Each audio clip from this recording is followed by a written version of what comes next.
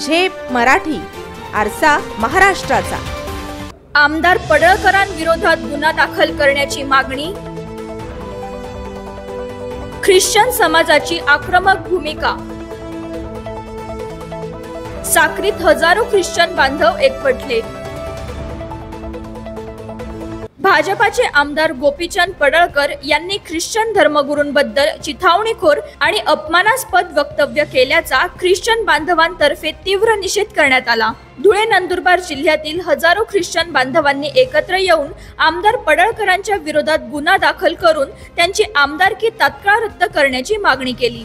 साक्री येथील तहसील कार्यालयात या संदर्भात सविस्तर निवेदन सादर करण्यात आले असून या निवेदनात म्हटले आहे की सांगली जिल्ह्यातील एका तरुणीच्या आत्महत्येच्या पार्श्वभूमीवर आमदार पडळकर यांनी ख्रिश्चन धर्मगुरूंविषयी अवमानकारक भाषा वापरत त्यांच्या हल्ल्यासाठी आर्थिक बक्षिसांची उघड घोषणा केली।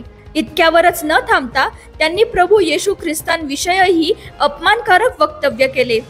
त्यांनी संपूर्ण ख्रिश्चन समाजाच्या श्रद्धा आणि भावनांवर गंभीर आघात केलाय। तसेच ख्रिश्चन समाज शांतताप्रिय असून नेहमी कायद्याचे पालन करणार आहे। मात्र अशा गंभीर विधानांनंतरही शासन व पोलीस प्रशासनाकडून कोणतीही कारवाई न झाल्यामुळे शासन दबावाखाली आहे काय असा सवाल समाजाच्या प्रतिनिधींनी उपस्थित केलाय। या निवेदनावर जोसेफ मलबारी, सीताराम राऊत, विष्णू गावित, रामचंद्र कुवर, महेंद्र साळवे, फिलिप मावळी, सुरेंद्र वळवी, वासू चौधरी, डॅनियल कुवर, लाजरस मवाली, शशांक काबुलकर, जीवन बिलकुळे, गोरखे मालचे, कांतीलाल राऊत, हुजी बारिश, नितीन चव्हाण, प्रमोद भोसले, रमेश राऊत, शैलेश गावित यांच्या सह्या असून धुळे व नंदुरबार जिल्ह्यातील हजारो ख्रिश्चन नागरिकांच्या वतीने हे निवेदन सादर करण्यात आले। तसेच याबाबत लवकरात लवकर कारवाई न झाल्यास ख्रिश्चन समाज कायदेशीर मार्गाने रस्त्यावर उतरून आंदोलने करेल असा इशाराही यावेळी देण्यात आला। प्रतिनिधी निलेश साळवे, झेप मराठी, साक्री।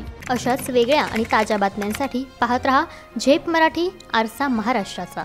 संपादक प्राध्यापक अनिल चव्हाण, धुळे।